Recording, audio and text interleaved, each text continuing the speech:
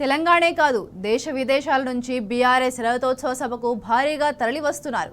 Kuwait తదితర దేశాల నుంచి గులాబీ పార్టీ ఎన్ఆర్ఐ టీంతో పాటు బీఆర్ఎస్ కేసీఆర్ అభిమానులు స్వచ్ఛందంగా తరలివస్తున్నారు.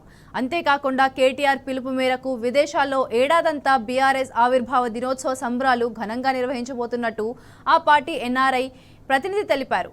ఎలకతుర్తిలో ఇవాళ జరిగే కేసీఆర్ మహాసభను విజయవంతం చేయాలని పిలుపునిచ్చారు. తెలంగాణ జై కేసీఆర్.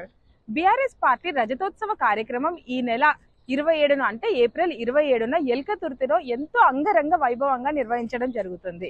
ఈ కార్యక్రమానికి మన తెలంగాణ రాష్ట్రం నుంచే కాకుండా దేశ విదేశాల నుంచి అధిక సంఖ్యలో ప్రజలు పాల్గొనబోతున్నారు. అందులో భాగంగానే మేము కూడా మా బీఆర్ఎస్ ఎన్ఆర్ఐ కువైట్ టీం తరపు నుంచి కూడా రాబోతున్నాము. అది మాత్రమే కాకుండా ఈ రజతోత్సవ కార్యక్రమాలు 25th యానివర్సరీ సెలబ్రేషన్స్ ఇయర్ మొత్తం ప్రపంచవ్యాప్తంగా నిర్వహించాలని కేటీఆర్ గారు ఆదేశాలతో మహేష్ బిగాల గారి సూచనల మేరకు మేము కూడా మా కువైట్లోని బీఆర్ఎస్ ఎన్ఆర్ఐ ఆధ్వర్యంలో ఎంతో ఘనంగా నిర్వహించబోతున్నాము.